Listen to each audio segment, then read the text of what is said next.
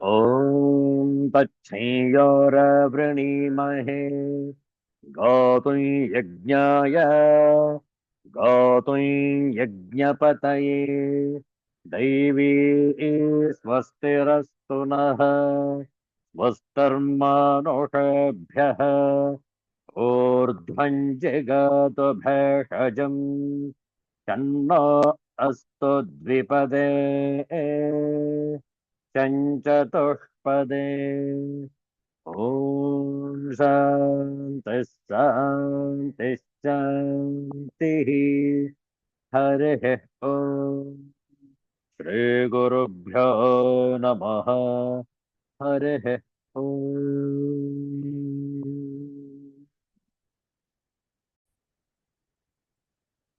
Universal prayer, all hidden light, vibrant in every atom, all hidden light, shining in every creature, all hidden love, embracing all in oneness. May each who feels himself as one with thee know he is also one with every other. Om Shanti Shanti Shanti. ಇಂದು ಶನಿವಾರ ಮಂದವಾಸರ ಮಾಘ ಮಾಸ ಬಹುಳ ದ್ವಾದಶಿ. ನಾಳೆ ಮಹಾಶಿವರಾತ್ರಿ. ಶಿವನಾಮಾವಲ್ಯಷ್ಟಕಂ ಇದರ ಪಾರಾಯಣ ಶ್ರದ್ಧೆಯಿಂದ ಆಲಿಸುವಂತವರಾಗಿ ಶಿವನಾಮಾವಳಿ ಅಷ್ಟಕಂ. ಹೇ ಚಂದ್ರಚೂಡ ಮದನಾಂತಕ ಶೂಲಪಾಣೆ ಸ್ಥಾಣೋ ಗಿರೀಶ ಗಿರಿಜೇಶ ಮಹೇಶ ಶಂಭೋ ಭೂತೇಶ ಭೀತ ಭಯಸೂದನ ಮಾಮನಾಥಂ ಸಂಸಾರ ದುಃಖ ಗಹನ ಜಗದೀಶ ರಕ್ಷ.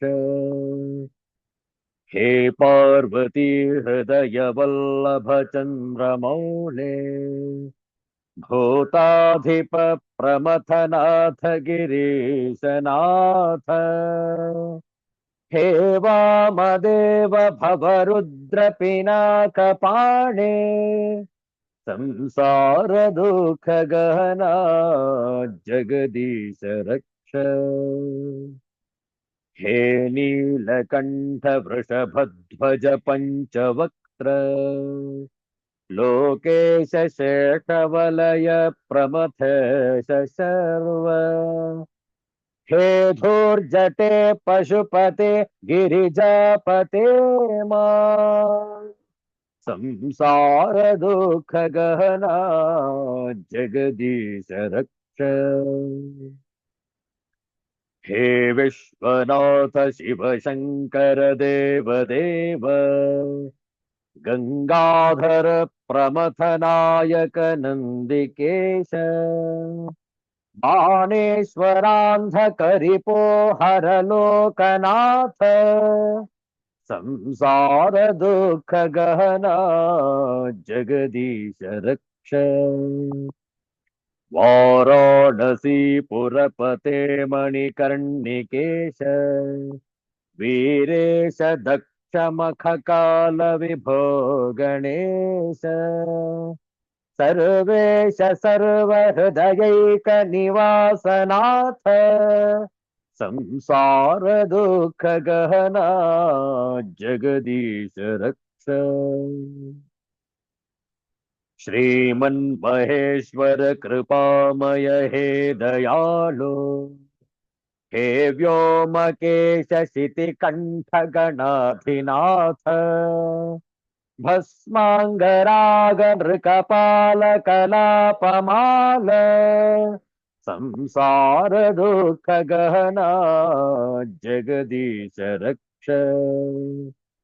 कैलास शैल विनिवास वृषाकपेः मृत्युंजय त्रिनयन त्रिजगन्निवास नारायण प्रिय मदापह शक्तिनाथ संसार दुःख गहना जगदीश रक्ष. विश्वेश विश्वभवनाशक विश्वरूप विश्वात्मक त्रिभुवनैक गुणाधिवास हे विश्वनाथ करुणामय दीनबन्धो संसार दुःख गहना जगदीश रक्त संसार दुःख गहना जगदीश रक्त संसार दुःख गहनात जगदीश रक्ष.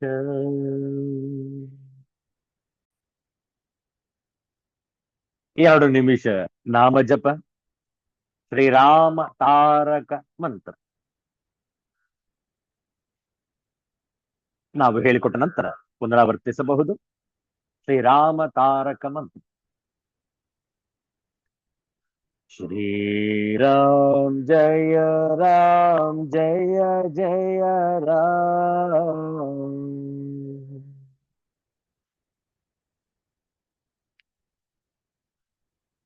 श्रीराम जय राम जय जय राम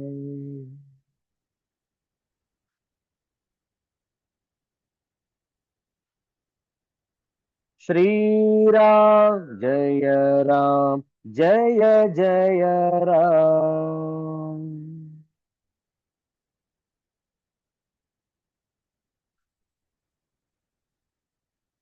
श्रीराम जय राम जय जय राम श्रीराम जय राम जय जय राम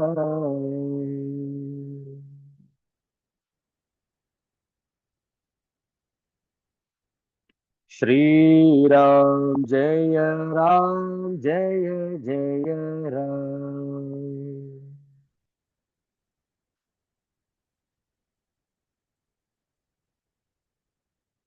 श्रीराम जय राम जय जय राम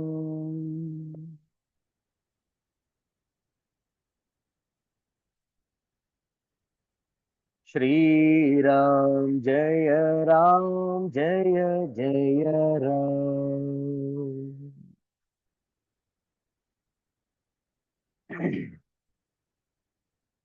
जय जय राम जय जय राम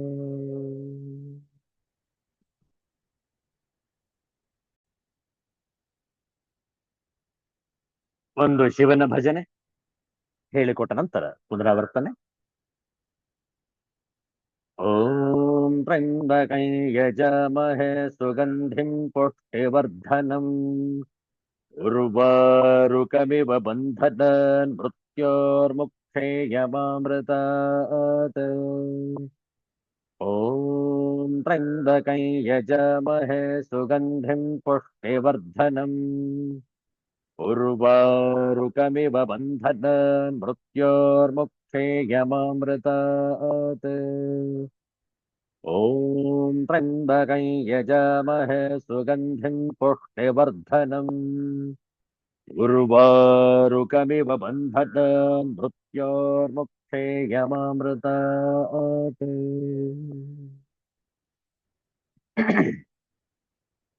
हे शिव शंकर नमामि शंकर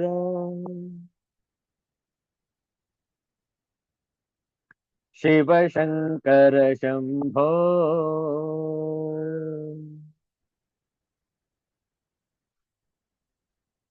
शिव शंकर शंभो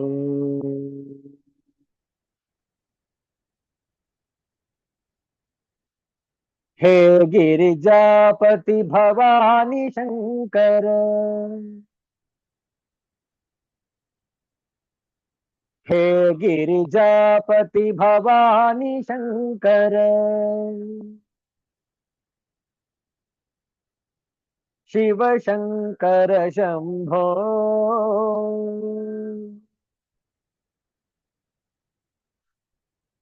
शिव शंकर शंभो।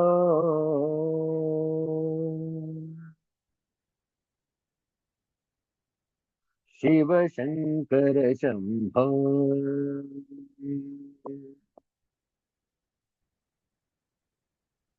गज चर्मांबर चंद्रकलाधर।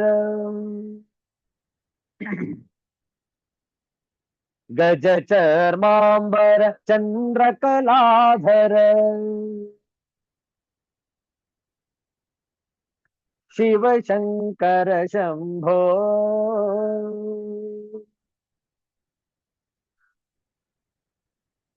शिव शंकर शंभो।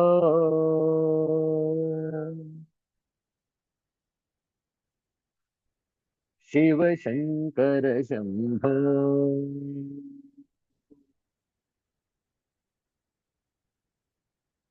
हे शिव शंकर नमामि शंकर। शिव शंकर शंभो।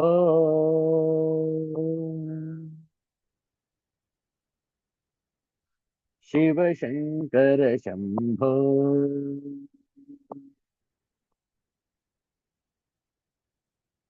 शिव शंकर शंभो।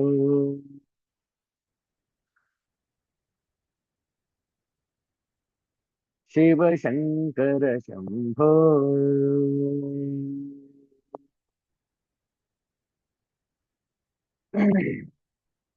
सिद्धांत अवधूत चिंतन श्री गुरुदेव दत्त।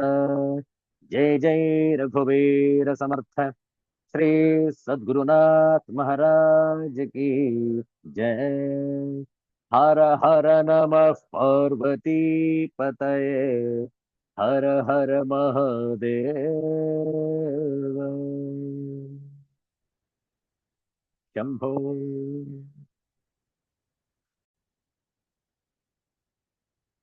ಶ್ರೀಮದ್ ಭಗವದ್ಗೀತೆಯ 16ನೇ ಅಧ್ಯಾಯದ ಕೆಲವು ಶ್ಲೋಕಗಳ ಪಾರಾಯಣ ನಾವು ಹೇಳಿಕೊಡ್ತೇವೆ, ತಾವು ಪುನರಾವರ್ತಿಸಬಹುದು. ಓಂ ಶ್ರೀ ಪರಮಾತ್ಮನೇ ನಮಃ.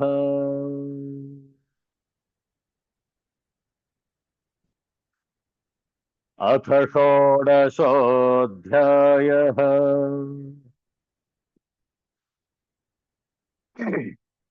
दैवासुरसम्पद्विभागयोगः।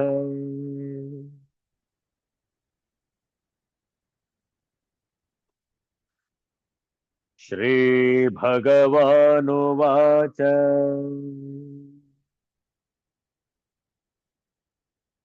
आत्मसम्भावितास्तब्धाः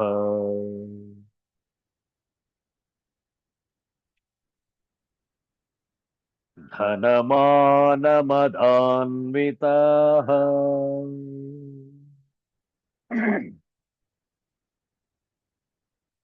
यजन्ते नाम यज्ञैस्ते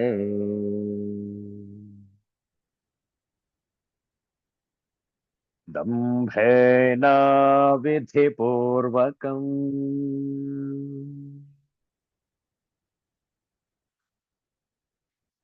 अहंकारं बलं दर्पं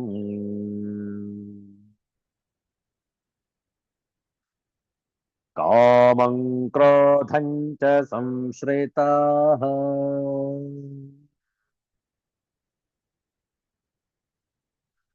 मामात्मपरदेहेषु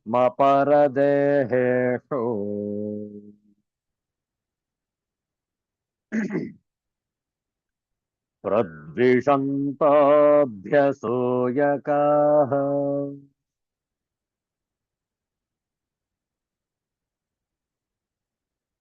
तानहं द्विषतः क्रूरान्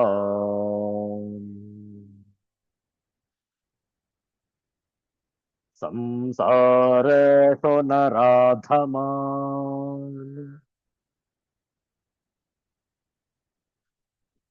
क्षिपाम्याजस्रमशुभाम्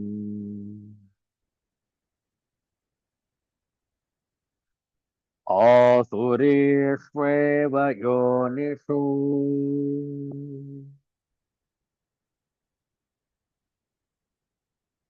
आसुरीं योनिमापन्नाः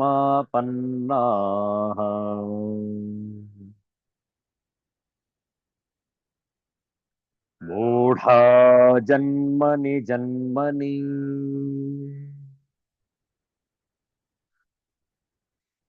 मामप्राप्यैव कौन्तेय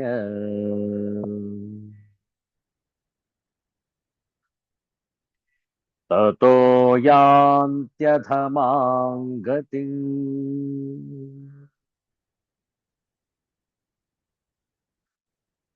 त्रिविधं नरकस्येदम्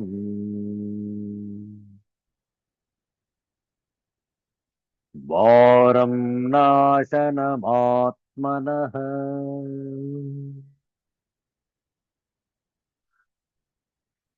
कामः क्रोधस्तथा लोभः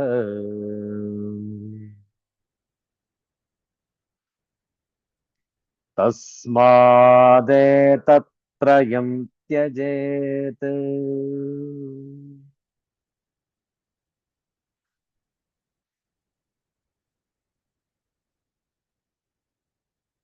आसुरीं योनिमापन्नाः मूढ़ा जन्मनि जन्मनि माम अप्राप्यैव हे कौन्तेय ततः ಯಾಂತಿ ಅಧಮಾಂ ಗತಿಂ. ಎಲೆ ಅರ್ಜುನ, ಆ ಮೂಢರು ಜನ್ಮ ಜನ್ಮಾಂತರದಲ್ಲಿಯೂ ಆಸುರಿ ಯೋನಿಯನ್ನೇ ಪಡೆಯುತ್ತ ನನ್ನನ್ನು ಪಡೆಯಲಾರದೆ ಅದಕ್ಕಿಂತಲೂ ಸಹ ಅತ್ಯಂತ ನೀಚಗತಿಯನ್ನೇ ಹೊಂದುತ್ತಾರೆ. ಅರ್ಥಾತ್ ಘೋರ ನರಕದಲ್ಲಿ ಬೀಳುವರು.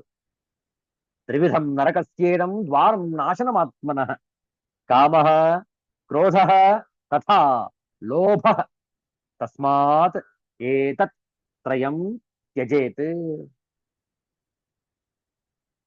ಕಾಮ, ಕ್ರೋಧ ಹಾಗೂ ಲೋಭ ಈ ಮೂರು ವಿಧವಾದ ನರಕದ ದ್ವಾರವು ಆತ್ಮನನ್ನು ನಾಶ ಮಾಡುವುವು, ಅರ್ಥಾತ್ ಅಧೋಗತಿಗೆ ತಳ್ಳುವುವು. ಪ್ರಯುಕ್ತ ಈ ಮೂರನ್ನೂ ತ್ಯಾಗ ಮಾಡಬೇಕು.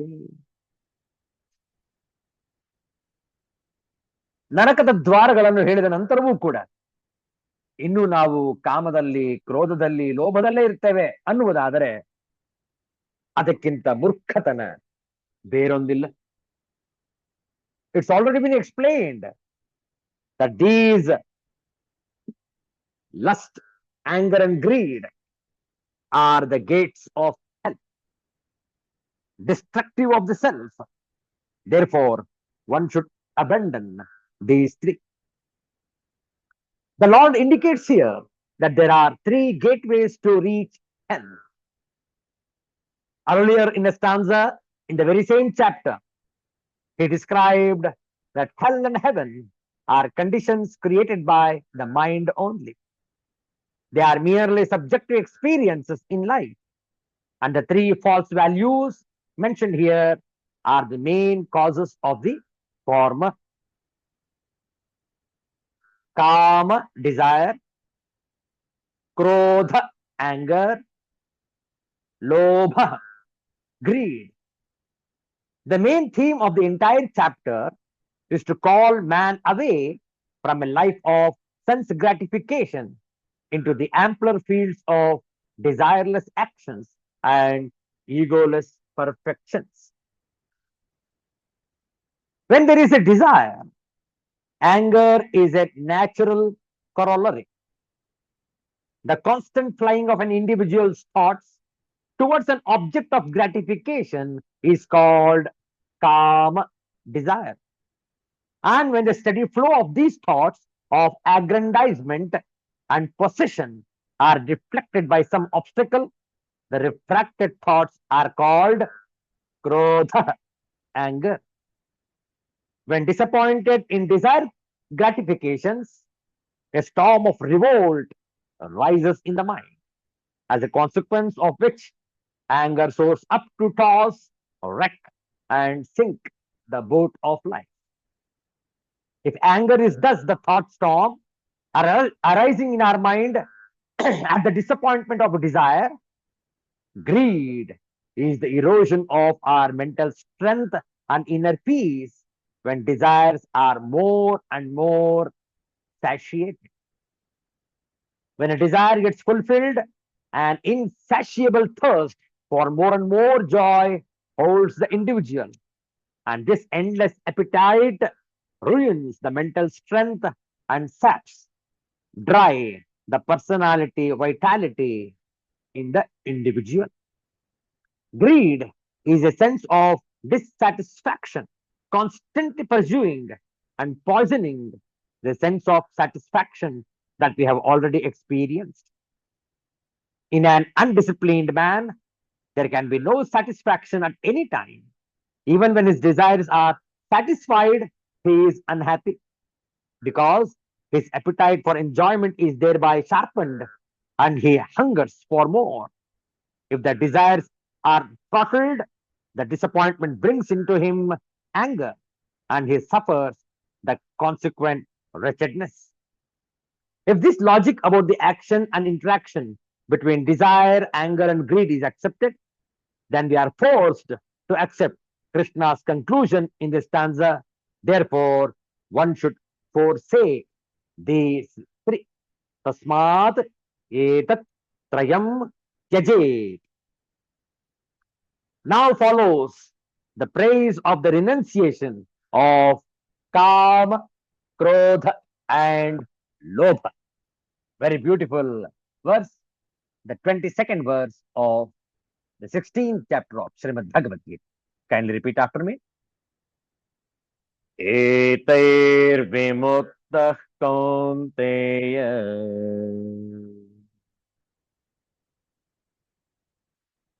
तमोद्वारैस्त्रिभिर्नरः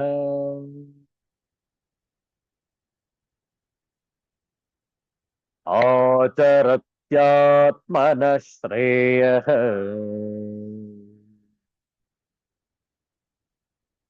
ततो याति परां गतिम्.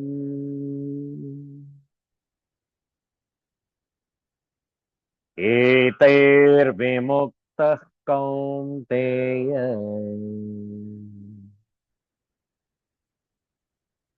तमोद्वारैस्त्रिभिर्नरः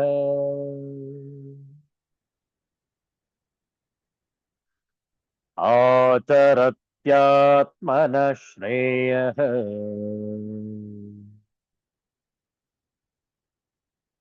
ततो याति परां गतिम्.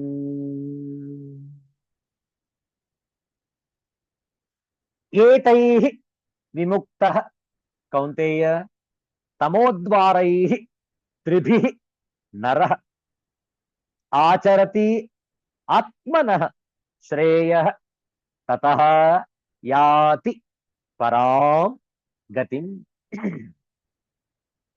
ಏಕೆಂದ್ರೆ ಹೇ ಕೌಂತೆಯ, ಎಲೆ ಅರ್ಜುನ, ಏತೈಹಿ ತ್ರಿಭಿಹಿ ತಮೋದ್ವಾರೈಹಿ ವಿಮುಕ್ತ, ಈ ಮೂರು ನರಕದ್ವಾರಗಳಿಂದ ಬಿಡುಗಡೆಯಾದ ನರಹ ಮನುಷ್ಯನು ಆತ್ಮನಃ ಶ್ರೇಯ ಆಚರತಿ, ತನ್ನ ಶ್ರೇಯಸ್ಸಿಗಾಗಿ ನಡೆದುಕೊಳ್ಳುತ್ತಾನೆ. ತತಃ ಇದರಿಂದ ಅವನು ಪರಾಂ ಗತಿಂ ಯಾತಿ, ಪರಮಗತಿಗೆ ಹೋಗುತ್ತಾನೆ, ಅರ್ಥಾತ್ ನನ್ನ ಸಾಕ್ಷಾತ್ಕಾರ ಪಡೆಯುತ್ತಾನೆ.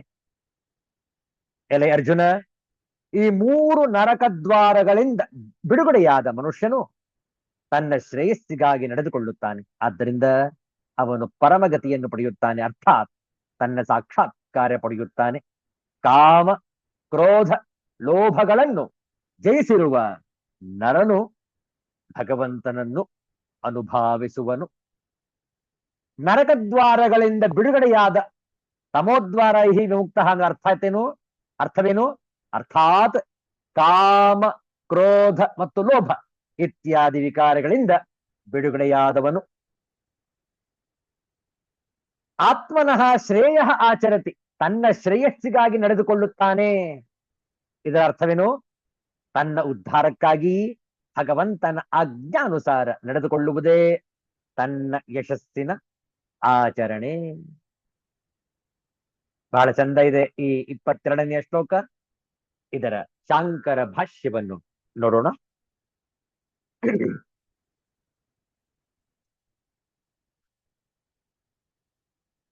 ತ್ಯಾಗ ಸ್ತುತಿರಿಯಂ, ತ್ಯಾಗ ಮಾಡುವುದನ್ನು ಇಲ್ಲಿ ಹೊಗಳುವಂಥದ್ದು ಈ ಶ್ಲೋಕದ ಉದ್ದೇಶ. ತ್ಯಾಗ ಸ್ತುತಿರಿಯಂ ಏತೈಃ ವಿಮುಕ್ತಃ ಕೌಂತೇಯ ತಮೋದ್ವಾರೈಃ ತಮಸಃ ನರಕಸ್ಯ ದುಃಖಮೋಹಾತ್ಮಕಸ್ಯ ದ್ವಾರಾಣಿ ಕಾಮಾದಯಃ ತೈಃ ಏತೈಃ ತ್ರಿಭಿಃ ಮುಕ್ತಃ ನರಃ ಆಚರತಿ ಅನುತಿಷ್ಠತಿ ಕಿಂ ಆತ್ಮನಃ ಶ್ರೇಯಃ ಯತ್ ಪ್ರತಿಬದ್ಧಃ ಪೂರ್ವಂ ನ ಆಚಚಾರ ತತ್ ಅಪಗಮಾತ್ ಆಚರತಿ ತತಃ ತದಾಚರಣಾತ್ ಯಾತಿ ಪರಾಂ ಗತಿಂ ಮೋಕ್ಷಂ ಅಪಿ ಇತಿ. ಭಾಷ್ಯಾರ್ಥ ನೋಡಿಕೊಳ್ಳಿ. ಇದು ಆಸುರ ಸಂಪತ್ತನ್ನು ತ್ಯಾಗ ಮಾಡುವುದನ್ನು ಹೊಗಳುವುದು. 22ನೆಯ ಶ್ಲೋಕ. ಕೌಂತೇನೆ, ಇವುಗಳಿಂದ ವಿಮುಕ್ತನಾದವನು, ಕಾಮ ಕ್ರೋಧ ಲೋಭಗಳಿಂದ ವಿಮುಕ್ತನಾದವನು ತಮೋದ್ವಾರಗಳಾದ ತಮಸ್ಸಿಗೆ, ದುಃಖ ಮೋಹಾತ್ಮಕವಾದ ನರಕಕ್ಕೆ ಕಾಮಾದಿಗಳು ಬಾಗಿಲುಗಳು. ಅಂಥ ಈ ಕಾಮಾದಿಗಳೆಂಬ ಮೂರರಿಂದಲೂ ಬಿಡುಗಡೆ ಹೊಂದಿದ ನರನು ಆಚರಿಸುತ್ತಾನೆ, ಮಾಡುತ್ತಾನೆ. ಏನನ್ನು? ತನಗೆ ಶ್ರೇಯಸ್ಸನ್ನು ಯಾವುದರ ಅಡ್ಡಿಯಿಂದ ಮೊದಲು ಮಾಡಿಕೊಳ್ಳಲಿಲ್ಲವೋ ಅದು ಈಗ ಹೋಗಿರುವುದರಿಂದ ಮಾಡಿಕೊಳ್ಳುತ್ತಾನೆ, ಶ್ರೇಯಸ್ಸನ್ನು ಮಾಡಿಕೊಳ್ಳುತ್ತಾನೆ, ತನ್ನನ್ನು ತಾನೇ ಉದ್ಧರಿಸಿಕೊಳ್ಳುತ್ತಾನೆ. ಅದರಿಂದ ಆ ಸಾಧನೆಯನ್ನು ಮಾಡುವುದರಿಂದ ಪರಮಗತಿಯನ್ನು, ಮೋಕ್ಷವನ್ನು ಕೂಡ ಹೊಂದುತ್ತಾನೆ. ಎಷ್ಟು ಚಂದದಲ್ಲಿ ಆಚಾರ್ಯ ಶಂಕರರು ತಿಳಿಸಿದ್ದಾರೆ ನೋಡಿ. ಆಸುರಿ ಸಂಪತ್ತಿನ ಪ್ರಧಾನ ಅವಗುಣಗಳಾದ ಕಾಮ ಕ್ರೋಧ ಲೋಭ ಇವು ಮೂರು ನರಕದ ಹೆಬ್ಬಾಗಿಲುಗಳು. ಕಾಮನೆಗಳಿಗೆ ವಶರಾದವರು ಕಳ್ಳತನ, ವ್ಯಭಿಚಾರ ಮುಂತಾದ ಪಾಪಗಳನ್ನು ಮಾಡುತ್ತಾರೆ. ಕ್ರೋಧದ ಆವೇಶವು ಹಿಂಸೆ, ಪ್ರತಿಹಿಂಸೆ ಮುಂತಾದ ಪಾಪಗಳನ್ನು ಮಾಡಿಸಿಬಿಡುತ್ತದೆ.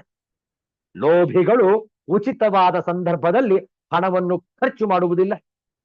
ಸುಳ್ಳು, ಕಪಟ, ಕಳ್ಳತನ, ವಿಶ್ವಾಸಘಾತ ಮುಂತಾದ ಸಲ್ಲದ ಮಾರ್ಗಗಳಿಂದ ಧನಾರ್ಜನೆ ಮತ್ತು ಧನ ಸಂಗ್ರಹವನ್ನು ಮಾಡುತ್ತಿರುತ್ತಾರೆ. ಹೀಗೆ ಕಾಮ ಕ್ರೋಧ ಲೋಭಗಳು ಜೀವನದಲ್ಲಿ ಸದಾಚಾರ, ಶಾಂತಿ ಮತ್ತು ಪವಿತ್ರತೆಗಳನ್ನು ಇಲ್ಲವಾಗಿಸಿ ದುರಾಚಾರ, ದುಷ್ಕೃತ್ಯಗಳನ್ನು ಮಾಡಲು ಪ್ರೇರೇಪಿಸಿ ಜೀವಾತ್ಮನನ್ನು ದುರ್ಗತಿಗೆ ತಳ್ಳುತ್ತವೆ. ಆದ್ದರಿಂದ ಶ್ರೇಯಸ್ಸನ್ನು ಬಯಸುವ ಧೀರನು ಅಜ್ಞಾನವೆಂಬ ನರಕದ ಬಾಗಿಲುಗಳಾದ ಕಾಮ ಕ್ರೋಧ ಲೋಭ ಮೋಹ ಮದ ಮತ್ಸರಗಳೆಂಬ ಶತ್ರುಗಳನ್ನು ಗೆಲ್ಲಲೇಬೇಕು. ವೈರಾಗ್ಯದಿಂದ ಕಾಮವನ್ನು, ಸಹನೆ ಕ್ಷಮಾಶೀಲತೆಗಳಿಂದ ಕ್ರೋಧವನ್ನು, ಸಂತೃಪ್ತಿಯಿಂದ ಲೋಭವನ್ನು ಸತತ ಪ್ರಯತ್ನಗಳ ಮೂಲಕ ಗೆದ್ದು ಬಿಡಬೇಕು. ಕಾಮ ಕ್ರೋಧ ಲೋಭಗಳಿಂದ ಮುಕ್ತನಾದ ಮನುಷ್ಯನಿಗೆ ಕಲ್ಯಾಣಕಾರಿ ಸ್ಫುರಣೆಗಳಾಗುತ್ತಿರುತ್ತವೆ. ಅಂತಹ ಸ್ಫುರಣೆಗಳ ಮಾರ್ಗದರ್ಶನದ ಸಹಾಯದಿಂದ ಆ ಧೀರನು ದೈವಿ ಸಂಪತ್ತಿನಿಂದ ಕೂಡಿದ ಮೋಕ್ಷಪ್ರದವಾದ ಆಚರಣೆಗಳನ್ನು ಹೆಚ್ಚು ಹೆಚ್ಚಾಗಿ ರೂಢಿಸಿಕೊಂಡು ತನ್ಮೂಲಕ ಶ್ರೇಯಸ್ಸಿನ ಮಾರ್ಗದಲ್ಲಿ ಮುನ್ನಡೆದು ಆತ್ಮಾನುಭೂತಿಯನ್ನು ಪಡೆದುಕೊಳ್ಳುತ್ತಾನೆ, ಪರಮ ಪದವನ್ನು ಪ್ರಾಪ್ತಿ ಮಾಡಿಕೊಳ್ಳುತ್ತಾನೆ. ಎಂತಹ ವಿಶೇಷವಾದಂತಹ ವಿಚಾರವಿದೆ ನೋಡಿ.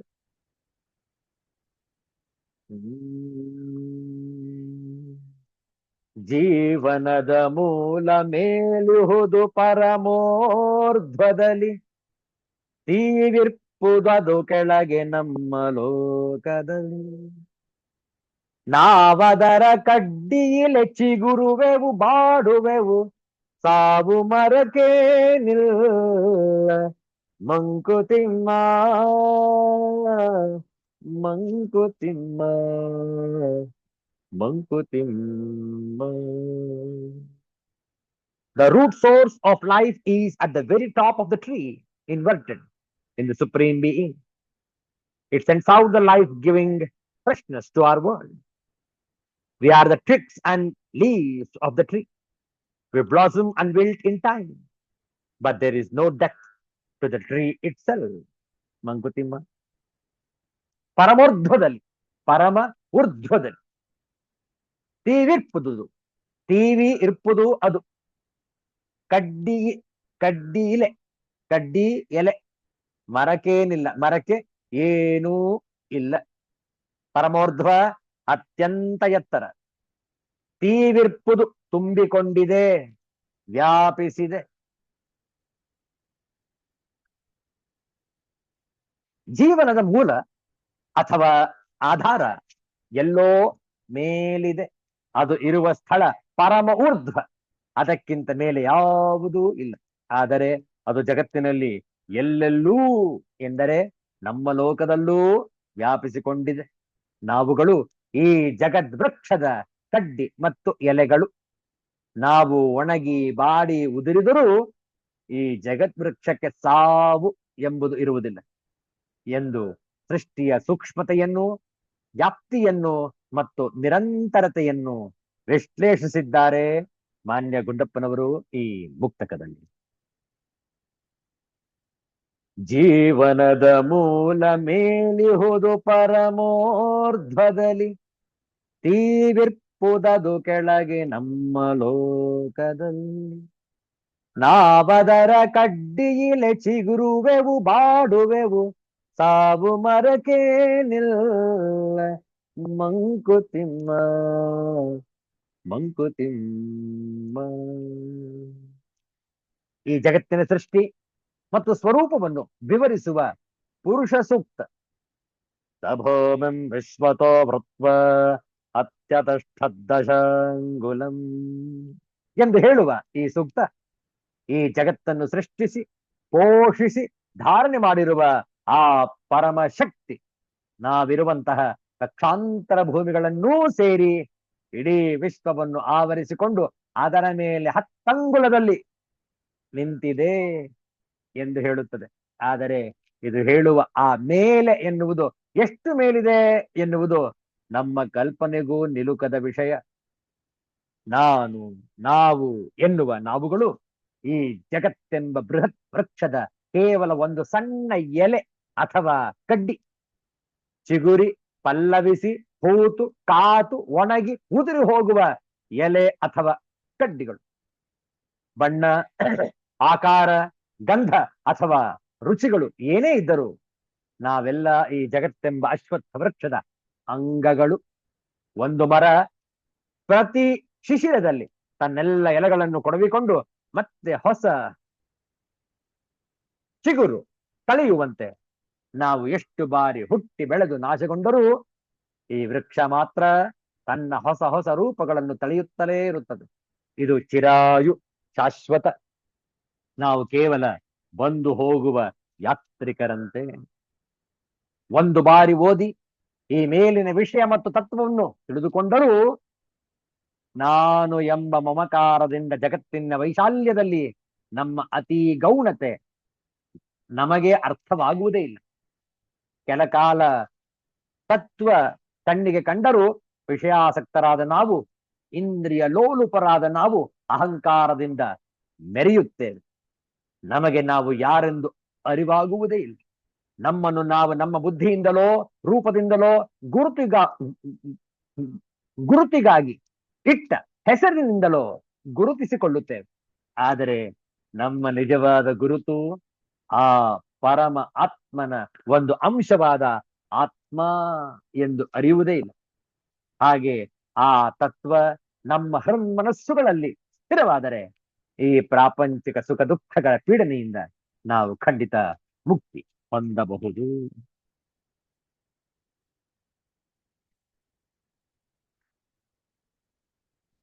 ಅತ್ಯಂತ ಗಹನವಾದಂತಹ ವಿಚಾರ. ಊರ್ಧ್ವ ಮೂಲಂ ಅಧಃಶಾಖಂ. ಯಾವುದು ಮೂಲ ಊರ್ಧ್ವದಲ್ಲಿದೆ ಅದನ್ನು ನಾವು ಗ್ರಹಿಸಬೇಕು, ಜಾಗರಿಸಿಕೊಳ್ಳಬೇಕು, ಅನುಭಾವಿಸಬೇಕು. ಇಂತಹ ತತ್ವವನ್ನು ಶ್ರೀಮದ್ ಭಗವದ್ಗೀತೆ ನಮಗೆ ಮತ್ತೆ ಮತ್ತೆ ಹೇಳಿಕೊಡುತ್ತಿದೆ. ನಾವು ಅದರ ಅನುಷ್ಠಾನಕ್ಕೆ ತಂದು ಆಚರಣೆಯಲ್ಲಿ ಅಳವಡಿಸಿಕೊಂಡು ನಮ್ಮ ಜೀವನವನ್ನು ಸಾರ್ಥಕಪಡಿಸಿಕೊಳ್ಳುವುದು. ಉಳಿದ ವಿಚಾರಗಳನ್ನು ನಾಳೆ ಆದಿತ್ಯವಾಸರ ಮುಂದುವರಿಸೋಣ. ಮಹಾಶಿವರಾತ್ರಿಯ ಪ್ರಯುಕ್ತ ವಿಶೇಷವಾದಂತಹ ಕೈಂಕರ್ಯಗಳು ನಡೆಯುತ್ತವೆ. ತಾವು ಕೂಡ ಅತ್ಯಂತ ಪವಿತ್ರ ಭಾವನೆಯಿಂದ ಶಿವನ ಆರಾಧನೆಯನ್ನು ಮಾಡಿ ನಮ್ಮ ಆತ್ಮಸ್ವರೂಪವನ್ನು ಜಾಗರಿಸಿಕೊಳ್ಳುವಂತಹ ಕೈಂಕರ್ಯವನ್ನು ನೆರವೇರಿಸುವುದು. ಮತ್ತೆ ಭೇಟಿಯಾಗೋಣ. ಶಾಂತಿ ಮಂತ್ರ. ಓಂ ಅಸತೋ ಮಾ ಸದ್ಗಮಯ ತಮಸೋ ಮಾ ಜ್ಯೋತಿರ್ಗಮಯ ಮೃತ್ಯೋರ್ಮಾ ಅಮೃತಂಗಮಯ. ಓಂ ಶಾಂತಿ ಶಾಂತಿ ಶಾಂತಿ. ಹರಿ ಓಂ. ಶ್ರೀ ಗುರುಭ್ಯೋ ನಮಃ. ಹರಿ ಓಂ. ನಾಳೆ ಸಂಜೆ ಮತ್ತೆ ಭೇಟಿಯಾಗೋಣ. ಎಲ್ಲರಿಗೂ ಒಳಿತಾಗಲಿ, ಎಲ್ಲರಿಗೂ ಶುಭವಾಗಲಿ. ಜೈ ಶ್ರೀ ಗುರುದೇವ ದತ್ತ.